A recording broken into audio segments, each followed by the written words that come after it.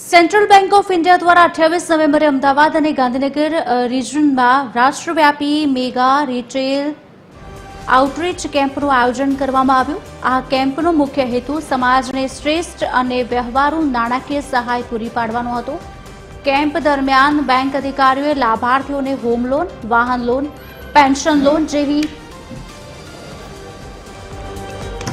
વિવિધ યોજનાઓની માહિતી આપી હતી અને મંજૂરી પત્ર પણ સુપ્રત કર્યા હતા. આ ઉપરાંત ડિજિટલ બેન્કિંગ અને સુરક્ષિત નાણાકીય વ્યવહારો વિશે ગ્રાહક જાગૃતિ અભિયાન ચલાવવામાં આવ્યું હતું. વિશેષ રૂપે અહીં કૃષિ લોનના એનપીએ ખાતાઓની વન ટાઈમ સેટલમેન્ટ દ્વારા પતાવટ કરવામાં આવી હતી. આ દિવસે એનઆરઆઈ સેલનું ઉદ્ઘાટન પણ કરવામાં આવ્યું, જેમાં જનરલ મેનેજર પણ હાજર રહ્યા હતા.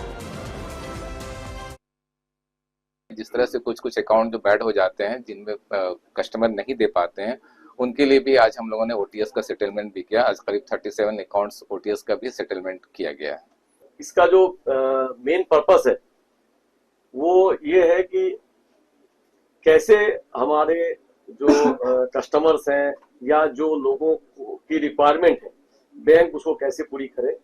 हमारा रेट ऑफ इंटरेस्ट इंडस्ट्री में लोएस्ट है या in compare to other banks. जो एनआरआई डेस्क है, इसका बेसिक पर्पस है उनकी समस्याओं को सुलझाने के लिए अलग से डेडिकेटेड सेल हो. वैसे भी हम एनआरआई मीट अभी करने वाले हैं. अभी हमारा कई जगह एनआरआई मीट प्रपोज है. गुजरात में आनंद में है, अहमदाबाद में है, भुज में है, गांधीनगर में है. तो बेसिकली जब वो आएंगे तो उनको एक एनआरआई डेस्क, एक डेडिकेटेड सेल मिलेगा.